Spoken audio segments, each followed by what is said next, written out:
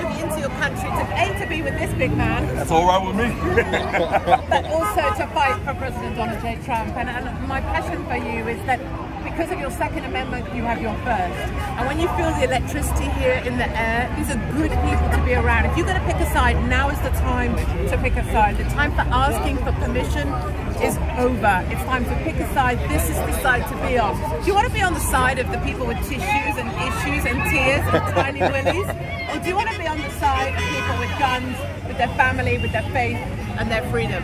Right? I love being on the right side of history. That's what I'm talking about. You can't beat our side right here. We actually stand for law and order. We stand for righteousness. We stand for all those things that our country was built upon. You know, the blood, sweat, and tears that our patriots, our fellow patriots back in the day, Revolutionary War, they stood upon. You know, all the different wars that we stood for America, and we got to keep those very ideologies up. But it seems like these leftists are trying to tear down the very fabric of our nation, and it's unacceptable. Okay, well, what about those people who are not on a side? They're independent. America's got 50 independents out there, right? You got people on Trump's side, you got people on Biden's side. Sir. Yes. What's the #1 reason, Ms. Hopkins, why they should go onto your side and vote for Donald Trump? Because right now, it doesn't matter if you think you used to be Democrat or you used to call yourself a Republican. It doesn't matter if you used to be blue or you used to be red. None of those things matter anymore. The only question you have to ask yourself is, what is right for my family? What is right for my daughters? What is right for the people I love the most? And that's right here. That's voting for a man who's going to stand for something. Look what the other side do. They tear down, they destroy, they rip up, they spoil. What do we try and do? We try and build. We try and make things stronger. We try and give things back. Be on that side. Be on the side of people who want to make things better. Okay, what about if I say that in the last 4 years, what's the best thing that Donald Trump to say? I got to go on that side. What policy-wise has Donald Trump done that really says, okay, I got to go with Donald over Joe? Well, it's easy for me to say, but for me, I come from a country that is lost. I come from the UK. Don't become like the UK. We've fallen. I've lost my country. I don't have it. It's fallen to Islam. I have nothing left. They hunt me. They hunt me. They've taken my jobs, my home. They come for my children. They came for my head. Don't become like us. Be the guy who puts your country first, America first. That is what Donald Trump has done, and it's what my country has not got, and it's why my country is fallen, and it's the reason I'm here fighting with you. What about, I asked this gentleman earlier before, like, okay, if you had a phone call to Donald Trump and say, Donald, you got to do this better. I mean, like, you're doing this great, you're doing that great, but Donald, you got to do this better. What would it be? Yeah, so 2 things. Number 1, clearly he married Melania, and that was an error because he should have gone for me, so that's clearly an issue. Number 2, I'm going to tell him, you know what, Donald, listen in, we love you.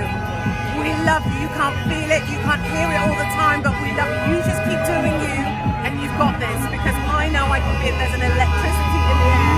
That man has got 4 more years, and I wish we could shout it louder every day. Oh, we're going to do it. We're going to shout it loud. And then, I mean, as you can see by the crowd that's been here, they are getting a good glimpse in liberal LA what it is that we're doing here and what we're standing for, who we're standing for, who we're standing behind 100%. You hear the honking as these cars go by. They are 100% on board with us. We are going to eventually turn this county, this city, this state, hopefully, back red. And you know how it is in LA. Everybody says, especially the left, we got a race problem here, we have to address it. And I hate that statistic. A lot of the Democrats, they say, okay, well, if America's 50% white and 15% black, how come there's more black people in prison? Do we have a racial issue here that we need to address? Your opinions?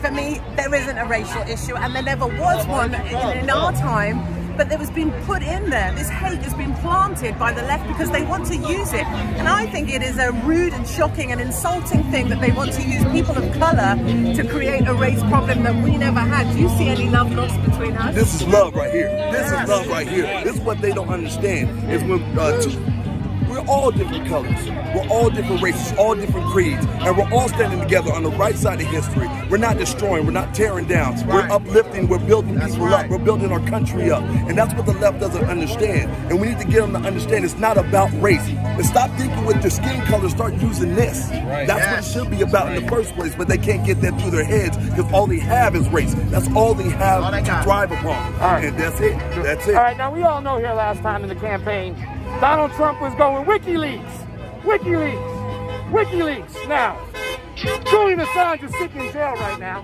Donald Trump has been quiet about that. What are your thoughts about how we should handle Julian Assange, who helped Donald Trump get elected, He gave you all that red meat on the Democratic Party. Podesta, all of them. Yeah. Debbie Wasserman Schultz.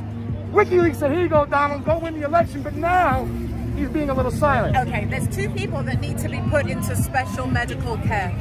One of them is Julian Assange. He needs to be freed. He needs to be put into medical care to be looked after. He's a very damaged man. I went to the same prison that he was in to visit Tommy. Right? He was opposite Tommy Robinson. I visited there. He needs to be cared for. And the other man that needs to be cared for and put into a medical institution is Biden. He needs to be cared for as well. Two men, same caring, same love. What about Snowden, though? What about Snowden? Look, I'm not answering for all the guys on the planet. I'm just one female. Okay. I'm looking after myself. Wind your neck in. All right, last time, just tell everybody where you can find them and your last message to the people out there. My last message is take off these masks. We can say that.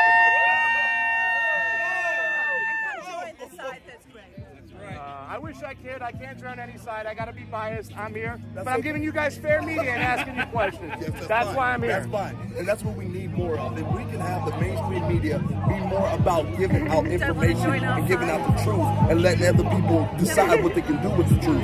That's what it's supposed to be. So I appreciate what you're doing here. Thank you so much. Thank you so much. Your time. Appreciate it. Okay, guys. Thank you very much.